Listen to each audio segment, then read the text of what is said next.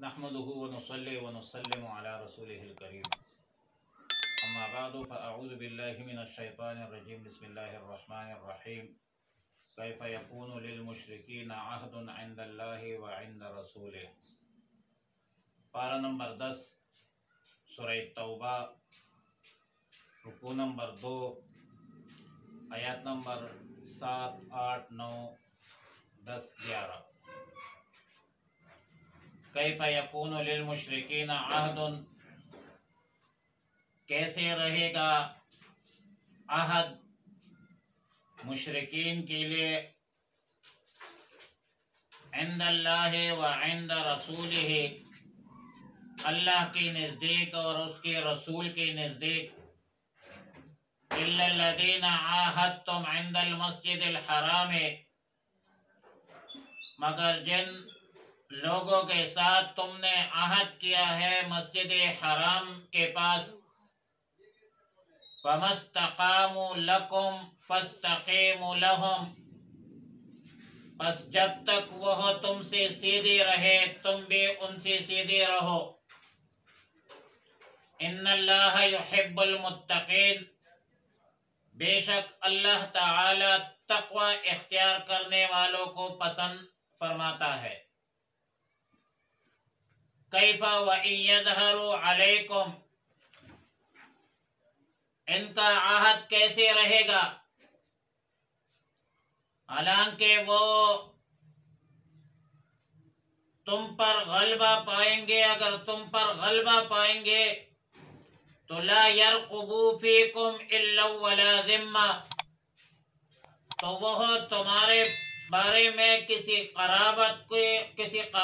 کی پاسداری نہیں کریں گے اور نہ کسی معاہدہ کی ذمہ داری کے خیال یردونکم بافواہہم یہ لوگ تمہیں راضی کرتے ہیں اپنے منہ کے بات سے وَتَأْبَى قُلُوبُهُمْ اور ان کے دل انکار کرتے ہیں وَأَكْثَرُهُمْ فَاسِقُونَ اور ان میں اکثر فاسق ہے اشتروا بآیات اللہ ثمنا قلیلا خرید لیا ہے اللہ کے آیتوں کے بدلے تھوڑی قیمت فَصَدُّوا عَن سَبِيلِهِ پس انہوں نے اللہ کے راستے سے روک دیا ہے انہم ساء ما كانوا يعملون بلا شبہ جو کام وہ کرتے ہیں برے ہیں لا يرقبون في مؤمن الا ولا ذمہ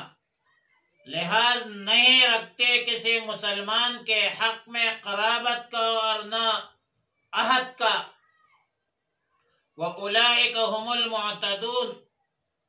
اور یہ لوگ وہ ہے جو حد سے تجاوز کرنے والے ہیں جو زیادتیں کرنے والے ہیں فَإِن تَابُوا وَأَقَامُوا الصَّلَاةَ وَآتَوُا الزَّكَاةَ فَإِخْوَانُكُمْ فِي الدِّينِ فَإِن تَابُوا پس اگر یہ لوگ توبہ کرے وَأَقَامُوا الصَّلَاةَ اور قائم کرے نماز وَآتَوُا الزَّكَاةَ اور دیتے رہے زکوٰۃ فَإِخْوَانُكُمْ فِي الدِّينِ تو یہ تمہارے دینی بھائی ہے وَنُفَصِّلُ الْآيَاتِ لِقَوْمٍ يَعْلَمُونَ اور ہم تفصیل کے ساتھ احکام بیان کرتے ہیں ان لوگوں کے لیے جو جانتے ہیں مذکورہ آیتوں میں مشرکین کی بدعہدی کا مزاج اور ان کے فطرت اور ان کے طور طریقے کا تذکرہ ہے فرمایا کہ اللہ کے نزدیک اور اللہ کے رسول کے نزدیک ان مشرکین کے عہد کی کوئی حیثیت نہیں ان بدبختوں نے پہلے بھی عہد توڑا ہے آئندہ بھی توڑیں گے اور ان کا حال یہ ہے کہ ظاہراً زبانی طور پر عہد کرتے ہیں معاہدہ تو کرتے ہیں لیکن وَتَأْبَى قُلُوبُهُمْ دل سے یہ انکاری ہے۔ ان بدبختوں کے دلوں میں حسد ہے، بغض ہے، عناد ہے۔ ان مشرکین کا حال یہ ہے کہ اگر مسلمانوں پر غلبہ حاصل کرے تو یہ بدبخت نہ رشتہ داری کا خیال رکھتے ہیں، نہ معاہدے کا خیال رکھتے ہیں، لحاظ رکھتے ہیں، اور آج کے اصطلاح میں پھر ان کو انسانی حقوق بھی نظر نہیں آتے۔ صرف اور صرف زبانی جمع خرچ کرتے ہیں، اپنی زبانی باتوں سے مسلمانوں کو راضی رکھنا چاہتے ہیں، اور وفائی عہد کا صرف زبانی وعدہ کرتے ہیں، عملاً کچھ نہیں کرتے۔ ان بدبختوں کا تو حال یہ ہے کہ یہ لوگ خود اپنے باتوں سے مطمئن نہیں ہوتے، راضی نہیں ہوتے۔ وجہ یہ ہے کہ ان میں اکثر فاسق ہے، اور ظاہر ہے فاسق فاجر کسی بھی وقت معاہدے پر، عہد پر وہ تیار نہیں رہتا، ان کے پاسداری نہیں کرتا فاسق بندہ۔ اکا دکا اگر کوئی عہد وفا کرے یا معاہدہ کی پاسداری کرے تو جزوی طور پر تو وہ علیحدہ بات ہے، لیکن مجموعی طور پر یہ لوگ اللہ کے احکامات اور رسول اللہ صلی اللہ علیہ وسلم کے تعلیمات کو قبول کرنے سے انکاری ہوتے ہیں، کیونکہ ان لوگوں نے، فاسقین، فاجرین، مشرکین اور کافرین نے حقیر دنیا کو لے کر اللہ کے احکامات کو پس پش ڈالا ہے، اور ظاہر ہے کہ یہ لوگ ایمان کے مخالف، شریعت کے متضاد امور سر انجام دیتے ہیں، اور ایمان تو دور کی بات ہے، ایمان لانا تو دور کی بات ہے، یہ اخلاقی طور پر اتنے گرے ہوئے لوگ ہیں کہ خود بھی نہیں ایمان لاتے، لوگوں کو بھی منع کرتے ہیں ایمان سے، دین سے، شریعت سے۔ کیف یکون للمشرکین عہد عند اللہ وعند رسولہ، فرمایا الا الذین عاہدتم عند المسجد الحرام، یہ استثناء ہے۔ علامہ نصفی فرماتے ہیں کہ اس استثناء میں ان لوگوں کا ذکر ہے جن سے مسجد حرام کے قریب عہد ہوا تھا، اور جو اپنے عہد پر قائم تھے، دائم تھے، اور ان کے مدت معاہدہ باقی تھی، جیسا کہ بنی کنانا تھے، بنی زمرہ تھے، تو ایسے لوگوں کے بارے میں حکم دیا کہ ان کے عہد کی رعایت کرو، اور فرمایا فَمَا اسْتَقَامُوا لَكُمْ، جب تک وہ تمہارے ساتھ سیدھی رہے اور مدت معاہدہ میں نقض عہد نہ کرے تو فَاسْتَقِیمُوا لَهُمْ، تم بھی ان کے ساتھ سیدھے رہو، یعنی عہد وفا کرو، اور معاہدے کے عہد کی خلاف ورزی مت کرو، کیونکہ عہد کی خلاف ورزی، معاہدے کی مخالفت، یہ تقوی کے اختیار ہے۔ اللہ رب العالمین متقین کو پسند فرماتے ہیں وَأَتِمُّوا إِلَيْهِمْ عَهْدَهُمْ، اور تقریباً یہ سابقہ مضمون کا دوبارہ اعادہ کیا کہ معاہدہ کی پاسداری کرو۔ پھر فرمایا کہ فَإِن تَابُوا وَأَقَامُوا الصَّلَاةَ وَأَقَامُوا الصَّلَاةَ وَآتَوُا الزَّكَاةَ، اگر یہ کفار کفر سے توبہ طائب ہو جائے، نماز قائم کرے، زکوٰۃ ادا کرے، تو پھر تمہارے دینی بھائی ہیں۔ فرمایا فَنُفَصِّلُ الْآيَاتِ لِقَوْمٍ يَعْلَمُونَ، ہم نے ایسے ان لوگوں کے لیے جو جانتے ہیں، سمجھتے ہیں، اپنے آیتوں کو تفصیل سے بیان کی تاکہ غور کرے، فکر کرے، احکام خداوندی کی پابندی کرے۔ بہرحال آیت نمبر 7، 8 سورہ میں، یہ سورہ براءت میں جو اعلان ہے مشرکین کے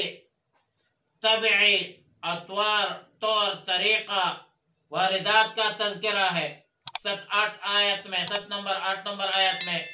کہ مشرکین سے عہد وفا کی امید رکھنا درست نہیں ہے۔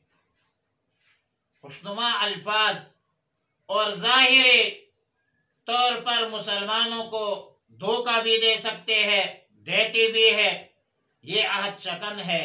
اور اکثر ان میں فاسق ہے۔ لیکن امت مسلمہ کو تعلیم ہے کہ عالم کفر کے ساتھ جو آپ ٹیبل ٹاک کرتے ہیں، مذاکرات کرتے ہیں، گفتگو کرتے ہیں، تو وہ سچائی کی بنیاد پر ہو، وہ انصاف پر عمل درآمد ہو اور انصاف کے دامن کو نہ چھوڑا جائے۔ وَلَا يَجْرِمَنَّكُمْ شَنَآنُ قَوْمٍ عَلَىٰ أَلَّا تَعْدِلُوا اعْدِلُوا هُوَ أَقْرَبُ لِلتَّقْوَىٰ۔ اور آیت نمبر 9 میں ان مشرکین کے عہد شکنی کی علت اور ان کے مرض کا بیان ہے، سبب کا بیان ہے۔ فرمایا کہ ایک ہدایت نامہ جاری کیا کہ اگر یہ لوگ غور و فکر کرے، اپنی اصلاح کرے اور عام مسلمانوں کو خبردار کیا کہ جس وجوہات کی بنیاد پر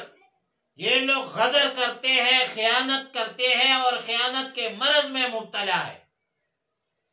تو ان وجوہات کو مسلمان، اس اسباب کو مسلمان اپنا شعار مت بنائے۔ کفار کے شعار کو اپنا شعار، مسلمان اپنا شعار بنانے سے گریز کرے، پرہیز کرے۔ ان مشرکین تو اور فاسقین کو دنیا کے محبت نے اندھا کر دیا ہے، تھوڑے سے پیسوں کے بدلے اللہ کے آیات اور ایمان کو بیچ دیتے ہیں، اور یہ انتہائی برا کردار ہے۔ مشرکین اور فاسقین کے اس کردار سے مسلمان لازماً پرہیز کرے، گریز کرے۔ اور آیت نمبر 10 میں ان مشرکین کی انتہائی کجروی کا بیان ہے کہ لا يرقبون فی مؤمن الا ولا ذمہ، یعنی صرف یہ نہیں کہ ان لوگوں نے عہد کرنے والے مسلمانوں سے بدعہدی کی ہے، غداری کی ہے، عہد و پیمان کو بھی پسو پش ڈالا، اور ان کا حال یہ ہے کہ یہ نہ قرابت کا خیال رکھتے ہیں، رشتہ داریوں کا خیال رکھتے ہیں، اور نہ کسی عہد و پیمان اور میثاق کا ایفا کرتے ہیں۔ لہذا مشرکین سے ہمیشہ کے لیے بیزار اور ان پر عدم اعتماد، اور کسی بھی حالات میں ان پر اعتماد نہ کرے، ان کے ساتھ برادرانہ اور گہرے تعلقات قائم رکھنے سے بہرحال گریز کرے۔ آیت نمبر 11 میں یہ تاکید ہے کہ فَإِن تَابُوا وَأَقَامُوا الصَّلَاةَ وَآتَوُا الزَّكَاةَ، اگر یہ لوگ توبہ کرے، نماز قائم کرے اور زکوٰۃ ادا کرے تو فَإِخْوَانُكُمْ فِي الدِّينِ، پھر یہ تمہارے دینی بھائی ہے۔ اور اس میں تاکید ہے کہ کوئی بھی دشمن مسلمانوں کو جتنا بھی تکالیف، مصائب، اذیتیں پہنچائے، لیکن جب وہ مسلمان ہو جائے تو ان الاسلام یہدم ما کان قبلہ، جس طرح اللہ تعالی نے ان کے تمام گناہوں کو معاف فرما دیا ہے، تو اس طرح مسلمانوں پر لازم ہے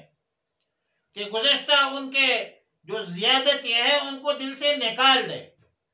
اور اصولی طور پر ان کے ساتھ اخوت، برادرانہ تعلق قائم کرے اور ان کے حقوق پر ادا کرے۔ اسلامی برادری میں داخل ہونے کی 3 شرائط ذکر کی اس آیت میں۔ نمبر 1 ہے فَإِن تَابُوا، توبہ، مشرکین توبہ کرے، شرک سے توبہ کرے، کفر سے توبہ کرے، فسق سے توبہ کرے، کیونکہ التائب من الذنب کمن لا ذنب لہ۔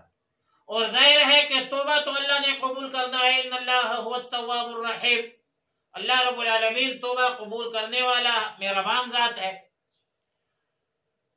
دوسرا شرط اسلامی برادری میں داخل ہونے کی نماز ہے۔ تیسرا شرط زکوٰۃ ہے۔ ایک عبادت بدنی ہے، ایک عبادت مالی ہے، اس کی وجہ یہ ہے کہ ایمان ایک مخفی امر ہے جس کی حقیقت عام مسلمانوں پر واضح نہیں ہوتی، اس لیے اس کے علامات اور نشانات کو بیان کیا۔ عبادت نماز عبادت بدنی ہے، دین کا ستون ہے، اور فرمایا الصلاۃ عماد الدین فمن اقامها فقد اقام الدین ومن هدمها فقد هدم الدین۔ دوسرا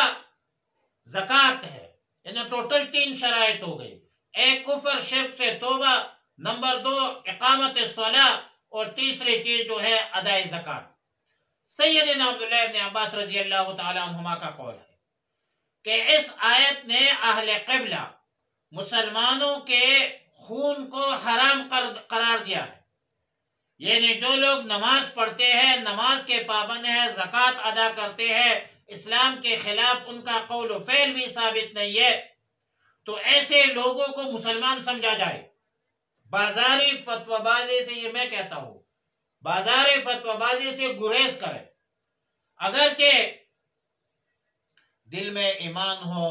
نفاق ہو، لیکن شرع ظاہر کو دیکھتا ہے، ظاہر متبادر، اگر وہ نماز پڑھتا ہے، زکوٰۃ ادا کرتا ہے، بدزبانی نہیں کرتا اسلام کے خلاف، تو پھر ان کے حقوق کا پورا خیال رکھا جائے۔ وہ اسلامی برادری کا فرد ہے، وہ داخل ہے اس میں۔ اور ایک اور بات، سیدنا ابوبکر صدیق رضی اللہ تعالی عنہ نے جب رسول اللہ مبارک صلی اللہ علیہ وسلم کی رحلت کے بعد انکار زکوٰۃ کا مسئلہ آیا، مانعین زکوٰۃ، تو صحابہ کرام کو جہاد پر لانے کے لیے، ان کو مطمئن کرنے کے لیے استدلال کے طور پر یہ آیات پیش کیا تھا کہ اللہ تعالیٰ نے 3 شرائط ذکر کیے، فَإِن تَابُوا وَأَقَامُوا الصَّلَاةَ وَآتَوُا الزَّكَاةَ۔ صحابہ کرام اس آیت سے مطمئن ہوئے، اور سیدنا ابوبکر صدیق رضی اللہ تعالیٰ عنہ نے فرمایا لَوْ مَنَعُونِ عِقَالًا لَقَاتَلْتُهُمْ، اگر یہ جو عقال ہے یہ بھی منع کرے زکوٰۃ سے، تو پھر بھی میں ان کے ساتھ لڑوں گا۔ تو یہ جو تھا، یہ ابوبکر صدیق رضی اللہ تعالیٰ عنہ کی فراست تھی، بصیرت تھی، اور ظاہر ہے کہ غاریار تھا رسول اللہ۔ ایک تو وہ صحابی ہے جس کی صحابیت قرآن سے ثابت ہے، اذ ہما فی الغار اذ یقول لصاحبہ لا تحزن ان اللہ معنا، صدق اللہ مولانا العظیم۔